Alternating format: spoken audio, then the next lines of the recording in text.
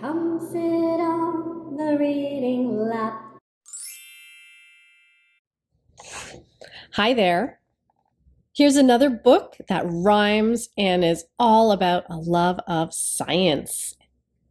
This is Ada Twist, Scientist by Andrea Beaty and illustrated by David Roberts.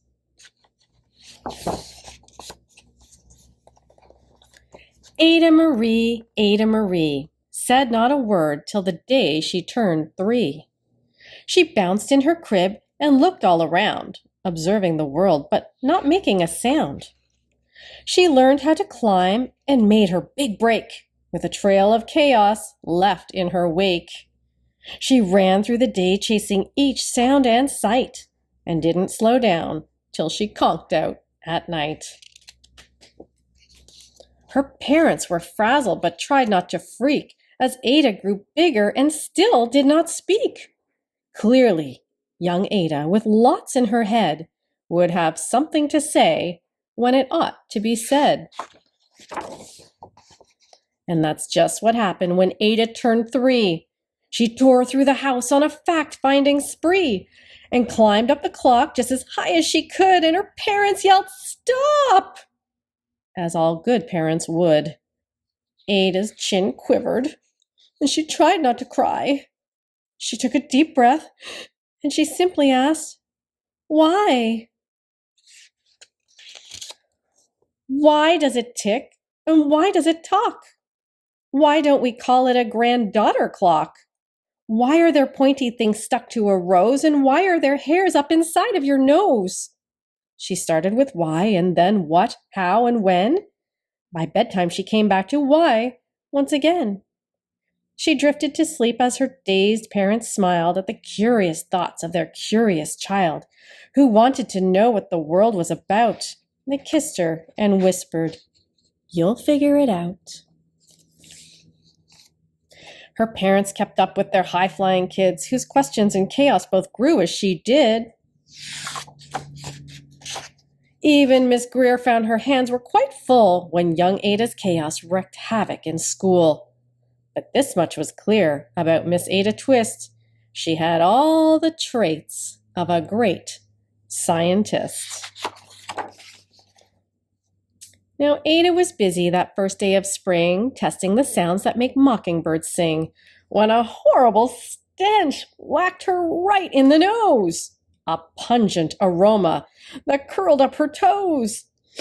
"Zowie!" said Ada, which got her to thinking, what is the source of that terrible stinking? How does a nose know there's something to smell? How does it still stink if there's no nose to tell? She rattled off questions and tapped on her chin. She started at the start where she ought to begin. A mystery, a riddle, a puzzle, a quest. This was the moment that Ada loved best. Ada did research to learn all she could of smelling and smells, both stinky and good. One hypothesis Ada thought could be true. This terrible stink came from Dad's cabbage stew. She tested and tested, but soon Ada knew it was time to come up with hypothesis 2. Then zowie! That stink struck again, just like that. Ugh! Hypothesis 2. Oh, it's caused by the cat. The cat couldn't make such a stink on its own. It needed perfume and some fancy cologne. So young Ada tested, and the test was a flop. So she started again, but her parents yelled, "Stop!" Ada Marie, to the thinking chair now. By the time we count 3. "Enough," said her mother. "That's it," said her dad. Her parents were frustrated, frazzled, and mad. "Why?" Ada questioned. Her mother said, "No." "What?" Ada queried, and her father said, "Go. You've ruined our supper. You've made the cat stink. Enough with your questions. Now sit there and think." She looked at her parents, and her heart turned to goo. Poor Ada Twist didn't know what to do. She sat all alone by herself in the hall, and Ada once more could say nothing at all. And so Ada sat and she sat and she sat and she thought about science and Stu and the cat and how her experiments made such a big mess. Does it have to be so? Is that part of success? Are messes a problem? And while she was thinking, what was the source of that terrible stinking? Ada Marie did what scientists do. She asked a small question and then she asked two. And each of those led her to 3 questions more. And some of those questions resulted in 4. As Ada got thinking, she really dug in. She scribbled her questions and tapped on her chin. She started at why, and then what, how, and when.